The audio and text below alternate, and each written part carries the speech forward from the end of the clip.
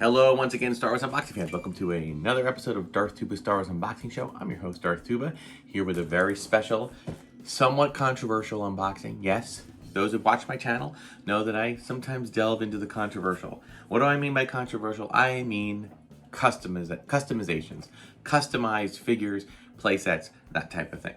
Okay, so I always like to repeat my thoughts, my feelings when it comes to customization. Okay. We live in a wonderful era where it is very easy and very much supported that people can be very creative with the advent of things like 3D printing but more than just that. Just being able to communicate with toy design companies and whatnot on a one-on-one level rather than a big business level to do anything from creating small batches of figures and small batches of playsets and vehicles and things of that nature. And there's been quite a bit of that being done on the interwebs. And yes, there has been some profitability that has not gone to Lucasfilm or to Hasbro when it comes to this.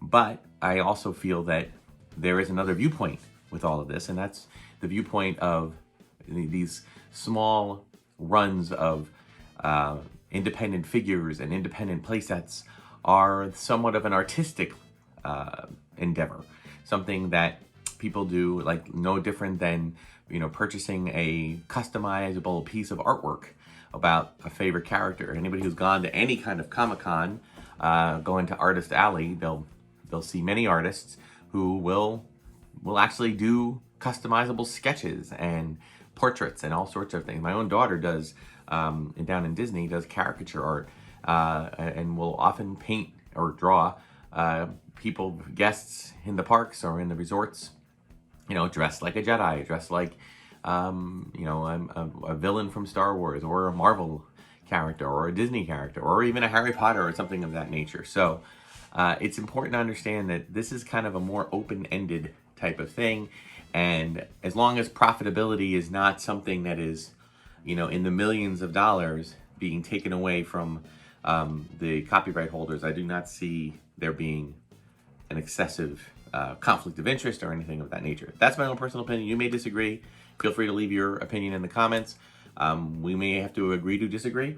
I'm one for it. I have been very fascinated by what I find to be people's just artistic interest in creating characters that they have just recently seen. For example, it's so fun to be on these Facebook pages where right after a Mandalorian episode drops, the next day, within 24 hours, somebody has created a model of a character that's brand new to the Star Wars series and one that we just saw the night before. And they just stayed up all night or the next day and they kind of did a little bit of crafting and stuff on some type of a design website or design software and have created a 3D print of a character, or at least a 3D model that could be used as a 3D print. And yes, sometimes they put them out there for free for anybody to use. Sometimes they do sell them and for minimal amount of money. And I do have very little issue with that. To me, it's just an artistic thing that that is done in many areas, and I think it's okay. So again, as long as it doesn't get too excessive and there's not too much of millions of dollars, any huge gross amount of money being taken out of the creative copyright holders, and I think they know that too. So that's why they tend to not press any kind of cease and desist on any of these young artists unless they're really taking advantage of it. So that's my thoughts. Those are my opinions. I encourage it. I encourage the creativity. And then to jump into another aspect, which is there is a contingency of fandom, and I include myself in that has a strong affinity for the vintage collection. When I say vintage, 1977, 8 to 1985, 86, and they enjoy that area of collecting. So we've been enjoying these retro figures. We've been enjoying these retro style new figures from The Mandalorian, Book of Boba Fett, Obi-Wan. And we've been enjoying all sorts of things like that, and we'd like to see more of that. And, I appreciate Hasbro has been putting a lot out there. We also feel that we'd like more. So if Hasbro's not going to see the profitability in doing that, then different creators are going to try to come up with one. And that's what I got here. I have a package here, which I'm going to, with enough pause here, I'm going to open up now. I got to be a little careful because this is coming from the UK. And I always feel like whenever I get some kind of a package from another country, there is a definitive quality control issue with the box. I just want to make sure I don't, because it's a very thin box, and I just do not wish to cut it open and end up damaging what's inside. So I'm just being extra careful. So thank you for your patience as I do this. Okay. This helps. Okay.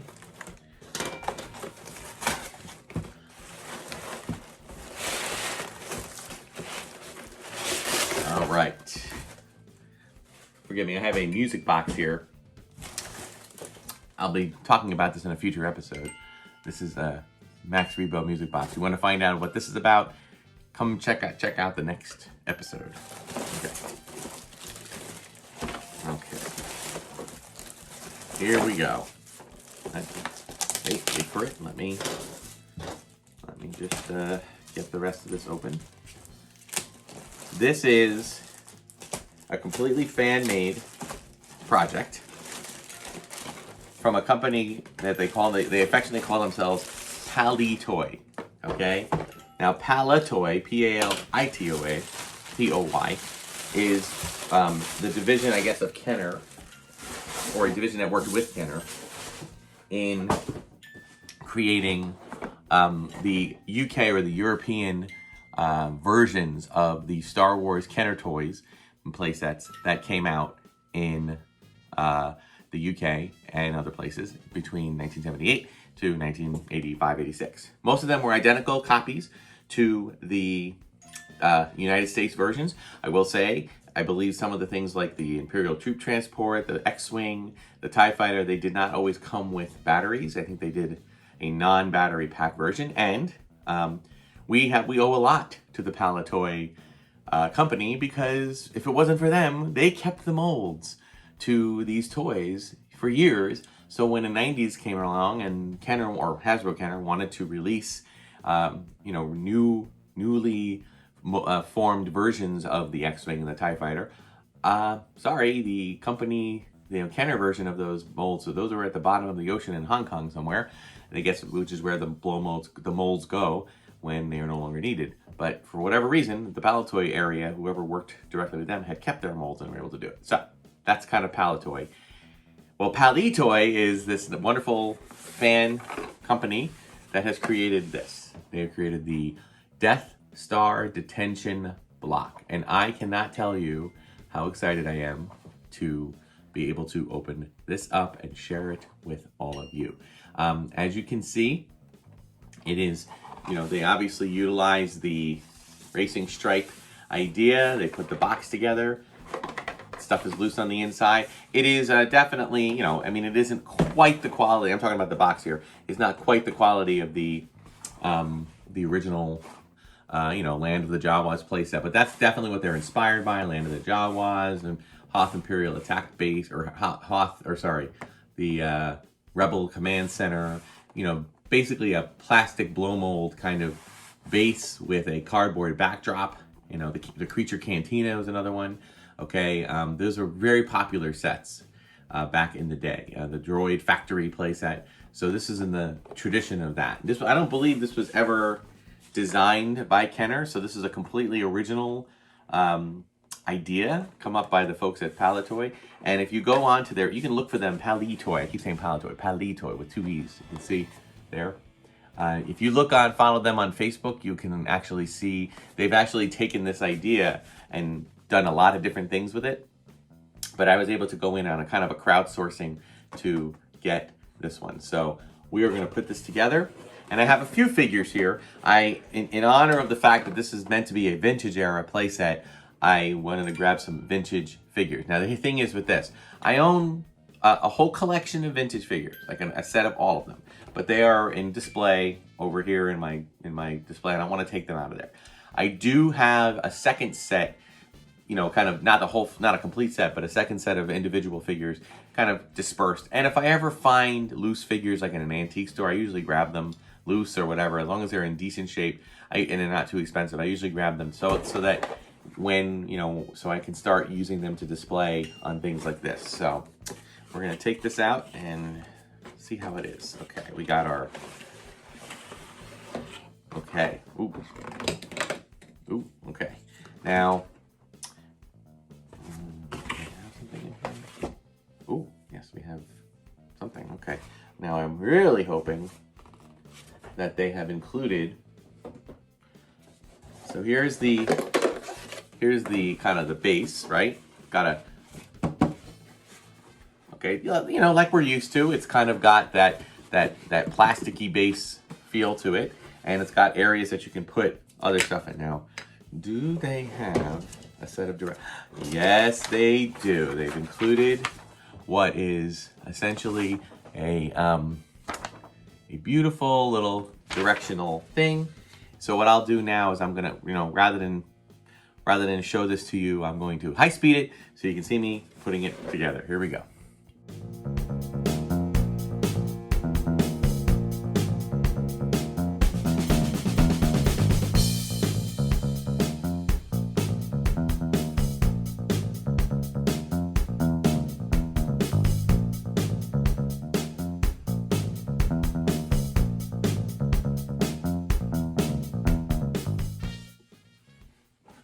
Okay, here we go. We have our little detention center desk here. We have the really awesome graphics on here. I will say that there are no pegs to put the, my only issue with it is the pegs, you know, that sometimes these playsets came with would have been nice. I do have like other methods that I can use to stand these guys up, which I don't have with me at the moment, but overall really cool. This kind of thing, for those US audiences, if you think of the Creature Cantina, this kind of artwork, okay, and I can't really show it. I'm gonna slide it around here, but I have to move the guys to do this, because except for maybe the guy at the center. See, there you got your two stormtroopers there. Okay, I don't have an Obi-Wan, a loose Obi-Wan at the moment. I mean, I have some that are in storage. Now, the way that they did this to kind of keep it from being too expensive, okay, is that this, I was under the impression that the desk, or this little uprising here, and this piece were gonna be plastic molded, but they're not. They're actually cardboard. Oh, poor stormtroopers. Yeah.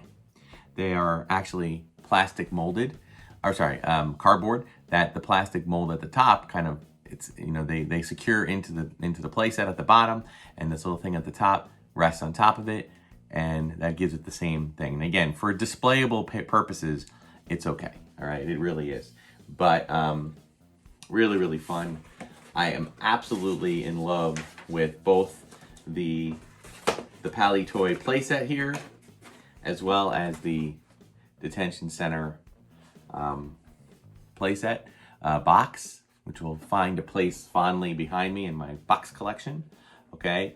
This is by far one of the coolest customized jobs that have come out. It is by far, oops, don't fall over.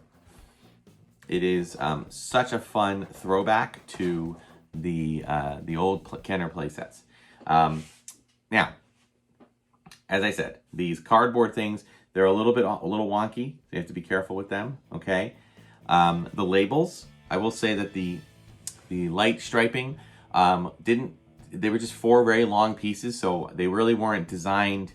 Maybe they were and I missed it, but they didn't seem like they were designed to fully, like this one's, the first one seemed pretty good, but then the other kind of didn't, there was no way to get them all the way around, so I ended up using part of one, and I kind of, when I went around here and I tore it in half and put some of it down here. But again, this backing, I really didn't have to put much in the back there, so that's probably why.